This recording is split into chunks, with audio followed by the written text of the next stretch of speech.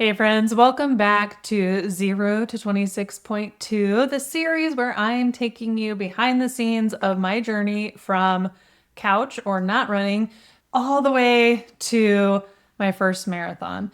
And today I wanted to share something that caught me completely off guard. But first, here's a little video from week 2 of my training. Okay, friends, I just finished my first workout of week 2, and it was 4 minutes running, 1 minute walking, times 5.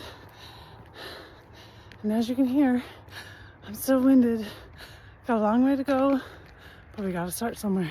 Just watching that video and listening to it, I hear how tired and out of breath I sound. Yes, I just ran 4 minutes at a time. Wasn't crazy. Definitely wasn't marathon pace. It definitely wasn't 8, 9, even 10-minute miles. And so this is where I'm telling you things are shifting, and I want to share the journey with you, and it's still unfolding. So I don't have the answers, but I want to share where I'm at. So that was week 2. And week 2, I was finally feeling like I could at least stay running, even though it was real slow, but I still felt exhausted afterwards. And not just like, okay, I haven't run in a while, but completely wiped out. Like, I need a nap just to make it through the rest of my day. Kind of tired. And bone weary, I think, is the best way I could describe it. So it was very interesting to me. And then through the next week, kept running, had different exercises, different basically goals that we had for each workout. And through the Run app, I used a 5K training to start. And it had me doing different intervals and different things. And it was Sunday night or Sunday morning, excuse me, and I had to do an interval training, and it was like 200 meters on and then 60 or 90 seconds walking. So nothing too crazy, but it did want you to pick up the pace. And so for that 200 meters to go somewhat fast, which I felt like I could do. And we had to repeat that 6 times, so it was 6 of those intervals. On the 4th, I think, or the 5th one, when I hit that interval and I was running, part of it was downhill and then the other part of it was uphill. And there was something on that uphill where I pulled my left calf, and it hurt to walk. I had 2 more intervals to do, which was then down. I was going back, so it's down that hill and back up again. And I was able to do part of it. I did have to walk some of that interval because my calf was hurting so bad I couldn't do it. And was able to finish out the next one because it was relatively flat, and finished out that session. And I thought, no worries, no big deal. I can just move my training out a little bit. I'll take a day or 2 off.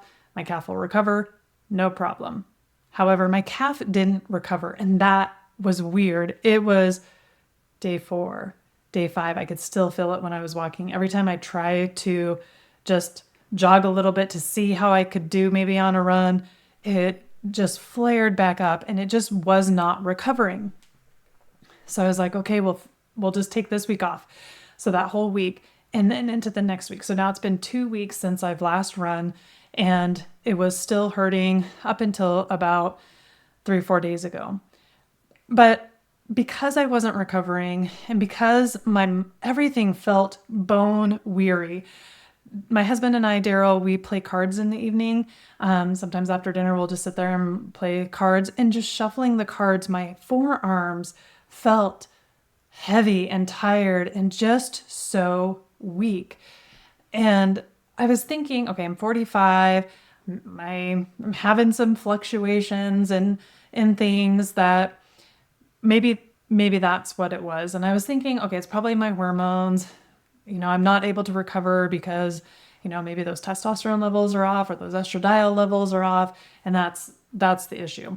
So I went into my doctor and we got some labs drawn this past week. And so this is where I want to share with you what's going on in the journey so we can follow this and see what happens from here. So talk to my doctor, tell him all the things. And of course, he's like, oh, we should check your thyroid because that's another thing that can make you feel really tired. And I asked him to check my iron panel because I've never been anemic, but I've always wondered, in the past when I've run, I've always wondered if my ferritin was low. And so we did all that. So we got labs back, and as I started coming in, I can see them come through my app, and CBC, which is your complete blood count, looked normal, not anemic. Everything looks good. So that would tell us if you have some type of iron deficiency anemia or a microcytic anemia or different types of anemias in there, but I wasn't. I looked good. And then comprehensive metabolic panel, which checks kidney function, liver function, all of that also looked good. I'm not diabetic. Fantastic. Thyroid came back totally normal. Awesome. And then we started to get the hormone levels back. And all of those looked good. My estradiol, my progesterone, all of that's in normal ranges. And then my iron panel came in. And so this is where things start to get interesting. So I'm not anemic, but when I look at my iron panel, a couple of things are off. We're going to talk about 4 different things that we see in iron panels. So your serum iron, your total iron binding capacity, your percent iron saturation, and then your ferritin levels. So your serum iron is basically the amount of iron floating around in your blood right now, ready to be used. And then, so that was normal, but it was on the low end of normal. Okay, not so sure what to do about that. It's normal, but low. So the next one is the total iron binding capacity. And this shows how much iron your blood could carry if it had more. And so I think of it as the number of empty seats on the bus waiting for iron to get on. So we have all of these seats. The higher the total iron binding capacity is, it means we can take on more passengers. That bus is empty and you can add more people in.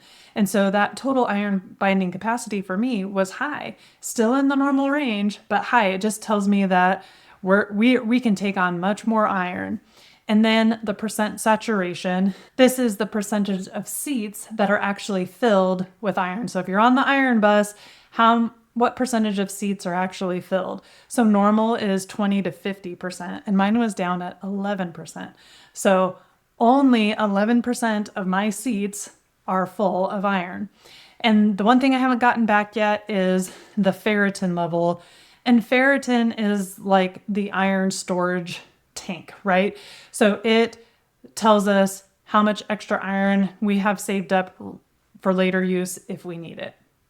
So right now, what I know is that I am not anemic, but I'm definitely iron deficient. And so this can be a functional iron deficiency. And so now the question is why? And now what do we need to do about it? And so I'm still in that puzzle of trying to figure out what's caused it. What do we need to do? Obviously, we'll start taking some iron supplements, but it depends, right? It could be an absorption issue. If I'm not absorbing it, I can supplement as much as I want, and it may not bump it too much. So we've got some more information to figure out, but now it makes a lot of sense of why I feel so exhausted, because I don't have enough iron going in. So let's break down iron a little bit more and why it's important, especially for athletes. And for those of you who are athletes, and especially endurance runners, even if you're feeling tired, if you have fatigue and you go into your doctor and they check your CBC and you're not anemic, that may not be the full story. So an iron panel can be really helpful. So when you think about iron, iron is the oxygen delivery guy. It helps your red blood cells carry oxygen from your lungs to your muscles. So when you're training, your muscles need a lot more oxygen to keep going. So let's think about that. Here I am, I have not enough iron in my blood. I'm not able to bind and carry as much oxygen as I need to my muscles, which is why I felt so freaking exhausted, because my muscles were literally suffocating, right? Wanted to say starving, but they're not starving, but they're starving for oxygen. And so when we have low iron, we have low energy. If you don't have enough iron in your body, you can't move that oxygen well. You feel tired, you feel weak, you feel out of breath, right? So listen to that. Go back and listen to me talking. I couldn't breathe. And it was like, done. I was walking. I had been walking for a while before I did that video. And here's the other thing, your legs feel heavy like bricks. Even my arms feel it. And that means my heart and my lungs are working even harder overtime to get the oxygen that I need for the demand that I'm putting on my body. And it's having to work overtime because I don't have a way to carry that oxygen efficiently to my body. So another thing to think about, that training actually burns through your iron faster. Exercise, especially running, can use up your iron stores faster through red blood cell turnover and just that extra demand for oxygen for a prolonged period of time. So for those endurance athletes, this can be very important for you to know what your iron's doing and making sure that those stores are good and healthy and you have that backup. When our iron is low, our recovery gets harder. This is 100% what I experienced in the last 2 weeks. My muscles were not repairing like they should have. What would normally take me a couple of days to recover and be like, I'm good, took me 2 weeks. That was crazy. And so when our iron's low, we're not going to bounce back as fast as otherwise we would have. So we may have more soreness, more fatigue, and thinking about like, if you're doing okay and you're not necessarily having any injuries, you may just feel like you're plateauing and you just can't get to that next level. And then the other thing is that iron just helps the engine run more smoothly. Think of iron like oil in a car. Without enough iron, things are going to start grinding, overheating, breaking down because I'm not getting oxygen to my muscles and to my tissues where they need to be. Even though I was giving my body fuel, food, water, sleep, I couldn't keep up with the demand I was putting on my body. And so that's where I'm at. And I will keep you posted as we keep going. So no, I have not started running again because now I need to talk with my doc and figure out why. So that's that next question. I really do need to start training here pretty quickly. So we got to get on it because I signed up for a marathon in September 13th. So we got to go. So we'll see what happens. So there you have it. Thanks for being here with me and being on this journey with me. It has already taught me so much and we're just getting started. I think the biggest thing so far for me that I'm learning in this, but in also a lot of other areas of my life, is listening to my intuition and really paying attention to how I feel. What is my body telling me? What is my gut telling me? These things are very important. So thank you again for being on this journey with me. I'll keep you posted as we go. If this resonated with you, please share with someone you love. And until next time, have a good one.